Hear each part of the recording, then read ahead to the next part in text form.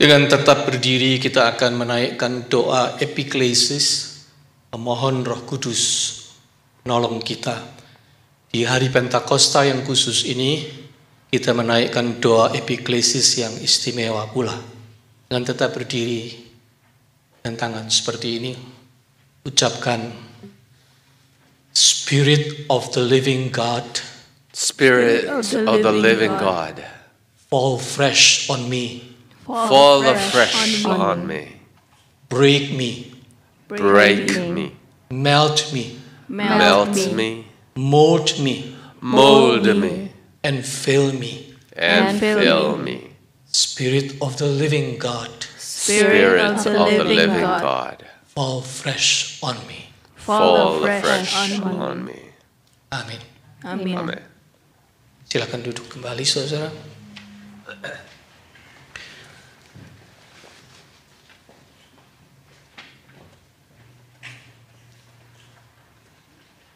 Di Minggu Pentakosta ini kita membaca surat Roma pasal 8 ayat 22 hingga 27. Roma 8, 22 hingga 27. Kita bangkit berdiri sementara bacaan Alkitab ini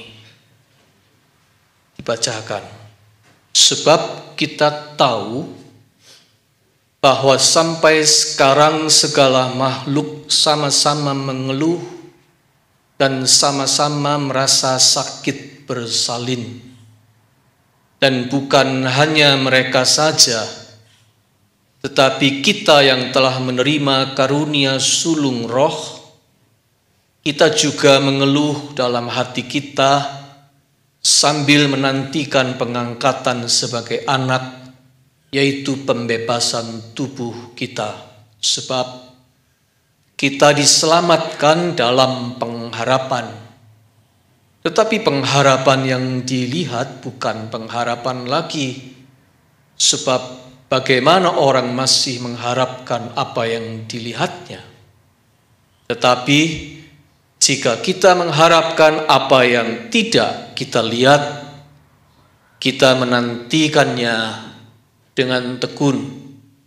Demikian juga Roh membantu kita dalam kelemahan kita. Sebab kita tidak tahu bagaimana sebenarnya harus berdoa, tetapi Roh sendiri berdoa untuk kita kepada Allah dengan keluhan-keluhan yang tidak terucapkan.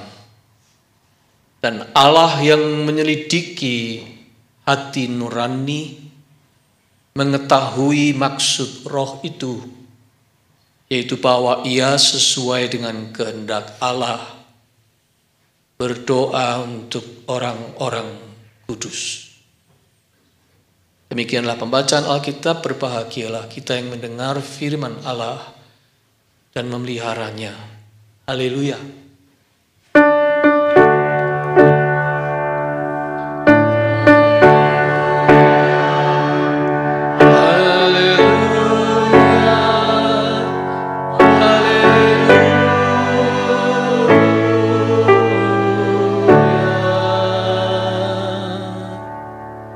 Jemaat, silahkan duduk kembali.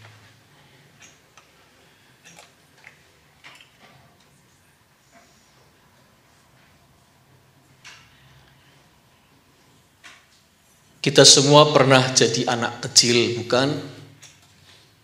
Saya mau bertanya, siapa yang waktu kecil pernah terjepit pintu tangannya?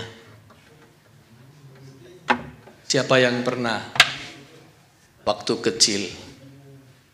Pertanyaan berikutnya, nangis nggak Anda waktu itu? Nangis, cuma Pak Reinhard yang geleng kepala. Ya, pintunya yang nangis kalau Pak Reinhard.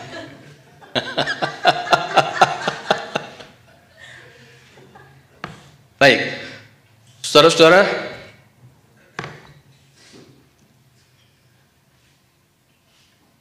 semua anak kecil di dunia pada dasarnya sama. Sama-sama nangis kalau kesakitan. Sama-sama teriak dan nangis, cry out, kalau tangannya terjepit pintu. Tetapi kadangkala ada juga anak-anak yang berbeda. Gak seperti anak-anak pada umumnya. Boleh dibilang anak-anak yang kuat, tangguh. Baru-baru ini saya menyaksikan tampilan 2 video secara terpisah yang masing-masing menayangkan secara live tentang 2 anak kecil yang terbilang tangguh tadi. Video yang pertama menayangkan tentang seorang anak kecil perempuan berumur kira-kira antara 1-2 tahun. Bicaranya masih cadel, masih pelat. Rupanya waktu itu tangannya baru saja kejepit pintu. Wajahnya kelihatan meringis, mulutnya sudah mewek, hampir pecah tangis kerasnya. Tetapi kemudian terdengar di video itu suara ibunya menenangkan dia. Oh, tanganmu terjepit pintu, pasti sakit ya. Ayo, ambil nafas, kata mamanya. Mami di sini, ambil nafas. Dia ikut, ambil nafas. Lagi, ambil nafas. Good girl, kata mamanya. Lalu bilang begini, I will be okay. Lalu dengan cadel-cadel dia mengatakan, I will be okay. I am strong, kata mamanya. Dia menirukan, I am strong. I am mommy's girl. Dia menirukan, I am loved.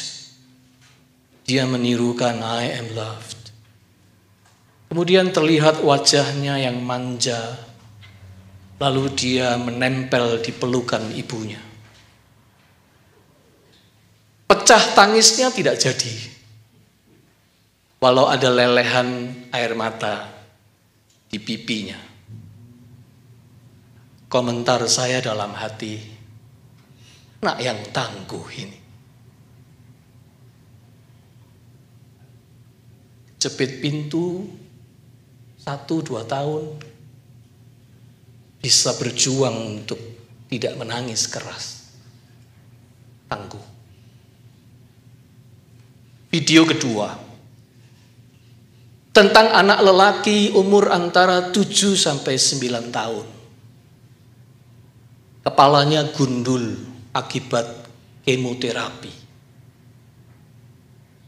Dia sedang terlibat percakapan dengan ayahnya sendiri, semacam interview.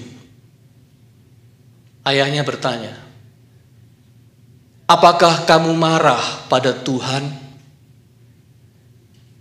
Dia menjawab, tidak. Tuhan berdaulat. Dia tahu apa yang terbaik untukku, katanya. Mengapa kamu begitu kuat walaupun kamu sakit?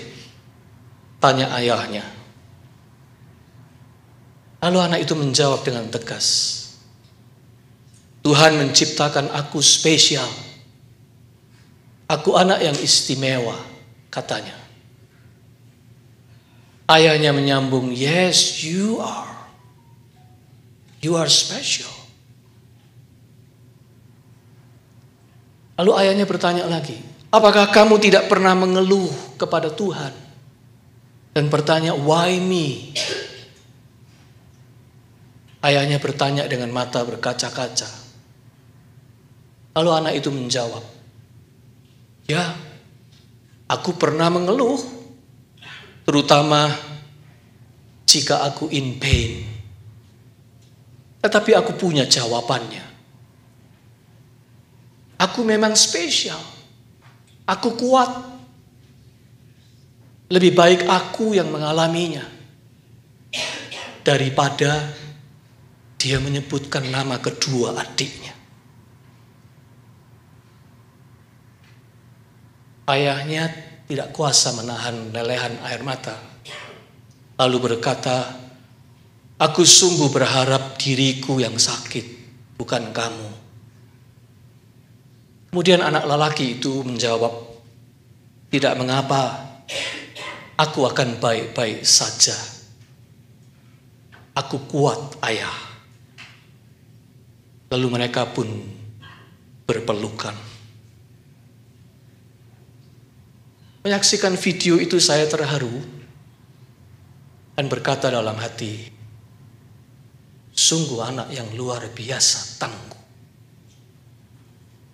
7-9 tahun di kemoterapi bisa berkata, "I am strong, I am special. Lebih baik aku yang mengalami daripada adik-adikku." Anak yang tangguh. Saudara-saudara, tahukah Anda, anak-anak tangguh seperti ini punya kesamaan, yaitu mereka itu sama-sama punya hubungan yang dekat, punya relasi yang kuat dengan ibu dan atau ayahnya. Hubungan kasih yang kuat. It's a loving relation that makes them strong. Pengalaman dicintai dan mencintai, pengalaman disertai, didampingi, dan dibela, membuat mereka menjadi lebih tangguh. Mereka tidak merasa sendirian dan mereka tidak merasa ditinggalkan dalam kondisi in pain. Meskipun di luarnya mereka merasa sakit, tetapi dari dalam diri mereka seperti ada kekuatan untuk menanggapinya secara lebih positif. Itu kesamaan anak-anak yang tangguh.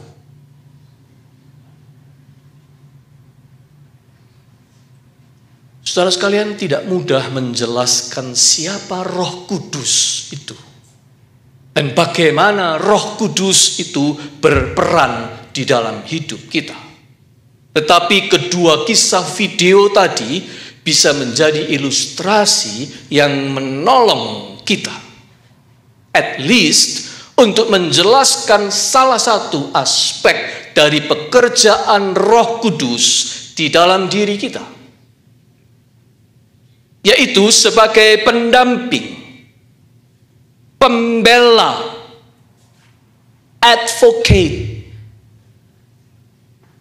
Dia merepresentasi atau mewakili satu pihak di hadapan pihak lain dalam sebuah relasi.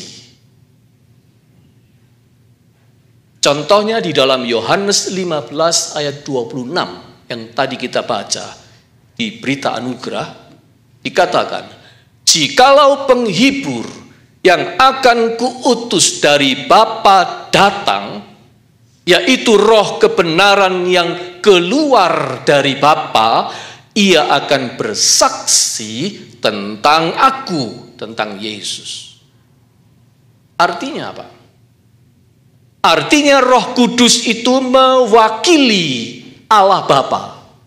Dia keluar dari Bapa. Dan Roh Kudus itu bersaksi tentang Yesus, mewakili Yesus. Roh Kudus itu mewakili Allah Bapa dan mewakili Yesus di hadapan kita. Sedangkan di dalam Roma 8 ayat 26, bacaan kita hari ini, Paulus berkata, Demikian juga Roh membantu kita dalam kelemahan kita, sebab kita tidak tahu bagaimana sebenarnya harus berdoa, tetapi Roh Kudus sendiri berdoa untuk kita kepada Allah dengan keluhan-keluhan yang tidak terucapkan. Artinya, Roh Kudus itu sekarang gilirannya mewakili kita di hadapan Allah.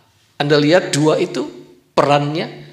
Dia mewakili Allah Bapa dan Yesus Kristus di hadapan kita. Dan dia mewakili kita di hadapan Allah. Roh Kudus menjalankan peran advokasi dua arah. Antara kita dengan Allah, Roh Kudus mewakili, menjadi representasi untuk kedua belah pihak. Dia menyampaikan isi hati Allah kepada kita, sekaligus dia juga menyampaikan isi hati kita kepada Allah. Itulah peran Roh Kudus yang sangat penting. Pastor Joshua Hayes dari Texas di dalam renungannya menulis begini tentang Roh Kudus. The same Spirit of truth that reveals God to us also reveals us to God. The same Spirit of truth that reveals God to us also reveals us to God. Sederhananya, Roh Kudus itu mendekatkan Allah kepada kita dan mendekatkan kita kepada Allah. Supaya apa? Supaya antara kita dengan Allah ada loving relation. Hubungan kasih mengasihi. Supaya kita belajar mengasihi Allah. Dan supaya kita mengenal betapa Allah itu mengasihi kita. Dan loving relation inilah yang membuat kita, saudara-saudara, menjadi lebih tangguh di dalam menjalani kehidupan ini. Meskipun sama dengan semua orang, kita ini juga bisa merasakan in pain, sakit, luka, dan mengeluh karenanya, complaining, murmuring, groaning. Sama seperti semua orang lain.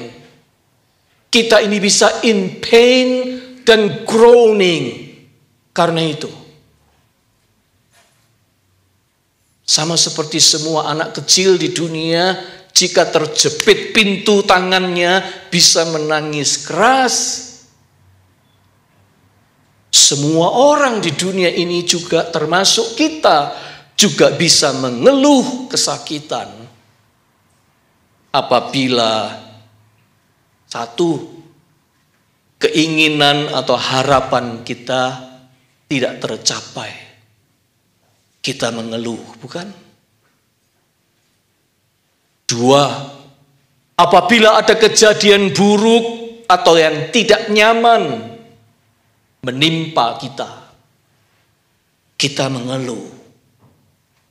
Tiga, apabila kita merasa terluka atau sakit atau disakiti, kita mengeluh.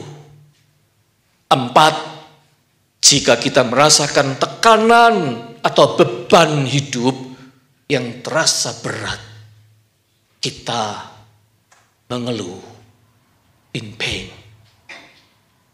Akibat semua itu, saudara-saudara, kita bisa groaning, mengeluh, mengerang, kesakitan. Tetapi, sama seperti di dunia ini, ada anak-anak yang tangguh seperti cerita dalam 2 video tadi. Tuhan itu juga menghendaki anak-anak Tuhan di dunia ini menjadi manusia-manusia yang tangguh, melebihi lazimnya. Tuhan mau orang-orang yang berkata, aku adalah anak Tuhan, adalah anak-anak yang tangguh dalam hidup ini. Tetap bisa mengeluh, tetapi tidak sepanjang hari hanya mengeluh. Tetap bisa mengaduh kesakitan, tetapi menolak untuk jatuh dalam keputusasaan. Tetap mengakui jika dirinya in pain, tetapi pantang untuk cengeng, hanya mengasihani diri sendiri terus. Tetap bisa meneteskan air mata kesedihan, tetapi enggan untuk meratapi nasib tanpa ujung. Tangguh.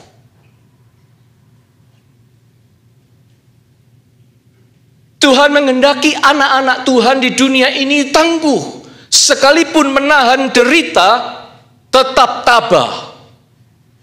Sekalipun jatuh, tetap bangun kembali. Sekalipun terjepit, tidak berpikiran sempit. Sekalipun jalannya dijegal, tidak kehilangan akal. Sekalipun patah hati, tidak patah semangat. Sekalipun dihina, tetap yakin dirinya berharga. Sekalipun air matanya meleleh deras, tetapi tetap menabur dengan tekun dan kerja keras. Sekalipun berkucuran keringat dan darah, tetap pantang untuk menyerah.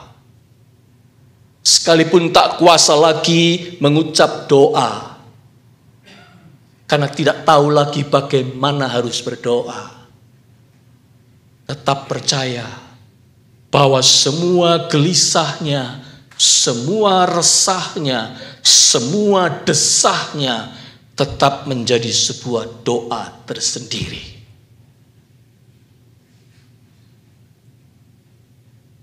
Alkitab berkata di Roma pasal 8 ayat 26 tadi, tetapi Roh sendiri berdoa untuk kita kepada Allah dengan keluhan-keluhan yang tidak terucapkan.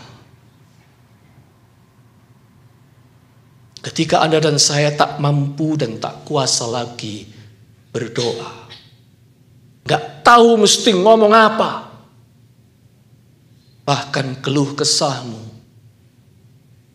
adalah sebuah doa karena Roh Kudus.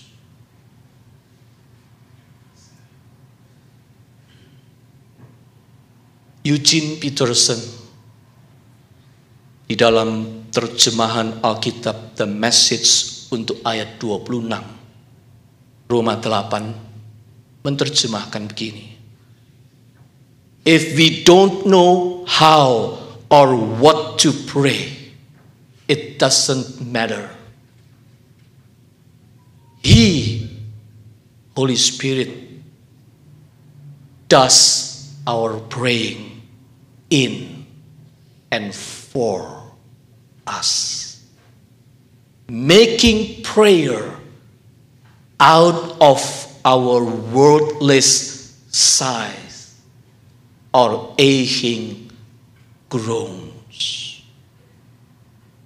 Our wordless sighs, our aching groans become a prayer because of the Holy Spirit. Isn't that amazing? Orang-orang yang hidupnya disertai roh yang seperti itu punya loving relation dengan Allah Bapa dan Yesus Kristus. Orang-orang inilah orang-orang tangguh yang disebut anak-anak Allah. Mengapa begitu?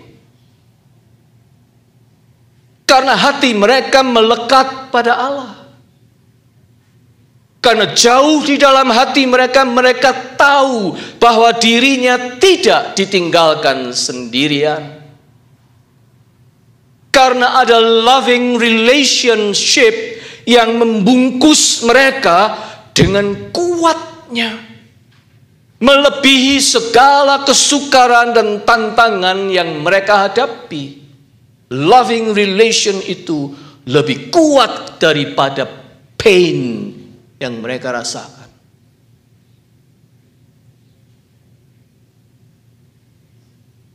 Saudara sekalian, itu seperti ada the power within yang terus bekerja menyalakan sumbu yang bernama pengharapan di dalam hati orang-orang tangguh ini. Orang-orang tangguh tidak pernah kehilangan hope, pengharapan.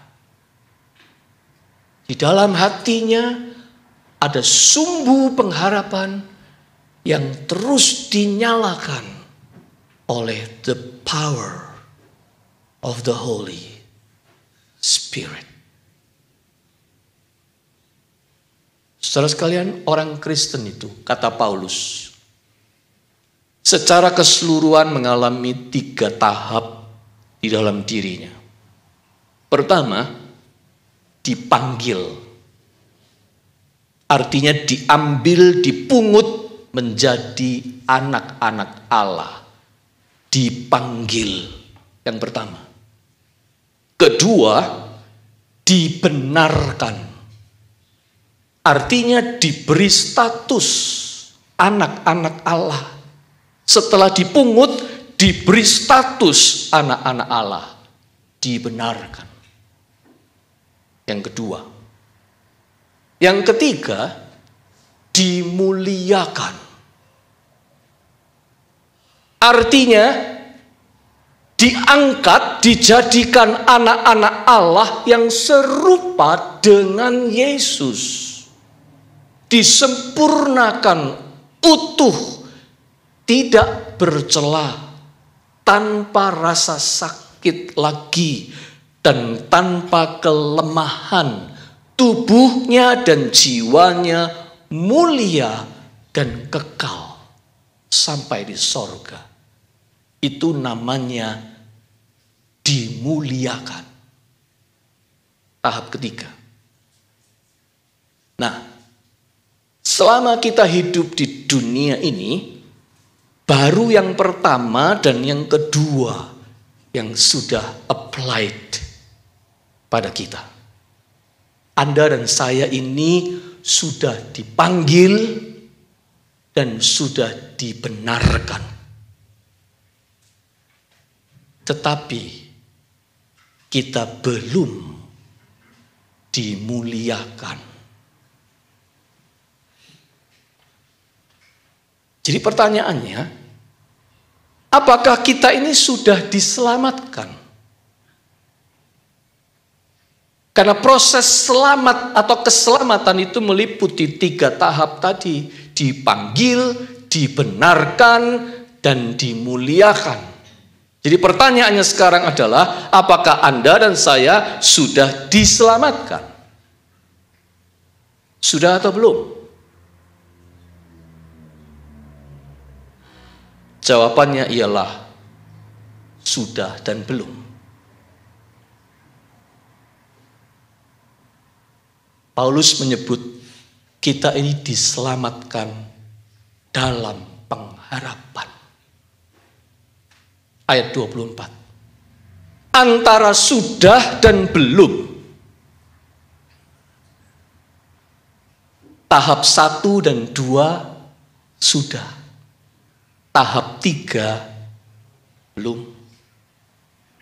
Jadi kita ini diselamatkan antara sudah dan belum memang. Oleh karena itu, apabila segalanya di dalam hidup kita ini membuat kita ragu, apa saya ini anak Tuhan toh? Apakah saya ini anak Tuhan? Kenapa saya mengalami ini? Apakah saya anak Tuhan? Jawablah dengan mantap, ya, sudah. Saya ini anak Tuhan. Saya ini spesial. Saya ini strong. Saya ini loved, dicintai. Saya ini disertai, tidak ditinggalkan sendirian. Saya adalah God's child. Tetapi ketika hidup ini menggiring kita untuk menjadi lalai, kita terbuai, kita menjadi malas, kita menjadi kurang alert, dan kita menjadi puas hanya dengan menjadi serupa dengan standar dunia ini, maka katakan dengan keras kepada dirimu, nanti dulu, belum, keselamatanku belum genap, aku belum disempurnakan, aku harus tetap bertanding dalam iman. Keep looking forward, keep going, and keep running. Yang terbaik masih akan datang. Katakan itu kepada dirimu. Sebab kita ini diselamatkan antara sudah dan belum. Dan disitulah Roh Kudus itu bekerja dari dalam. Convince us bahwa kita ini sudah diselamatkan, sudah menjadi anak Allah. Ada Allah yang tidak pernah meninggalkan kita. Tetapi dia juga convince kita untuk keep going and keep running. Sebab the best masih akan datang. Oleh karena itu, bagi kita Roh Kudus itu adalah advokat, pendamping, penolong, penghibur, pengantara, spirit who intercedes. Dia pendoa syafaat kita yang paling setia. Dia penyala api semangat kita yang tidak pernah menyerah. Dan dia yang membuat saudara dan saya menjadi berani dan kuat. Roh Kudus itu dicurahkan kepada kita supaya di dunia ini tampil anak-anak Tuhan yang tangguh tadi. Tidak sempurna memang. Masih mengeluh ya. Masih meneteskan air mata duka ya. Masih groaning ya. Tetapi kita seperti perempuan yang mengerang dalam proses persalinan, kata Paulus. Groaningnya pun groaning dalam pengharapan. Itulah bedanya. Anak-anak yang tangguh dan tidak. Dan Tuhan mau di dunia ini anak-anak Tuhan menjadi anak-anak yang tangguh. supaya Tuhan pun akan berkata kepada anak-anaknya yang tangguh ini, "That's my boy, that's my girl, that's my children." Lalu dia memeluk kita. Amin. Ya, itulah pekerjaan Roh Kudus di dalam hidup kita. Mari bangkit berdiri. Kembali kita naikkan doa yang tadi. Spirit of the living God, come fresh on me. Break me. Melt me.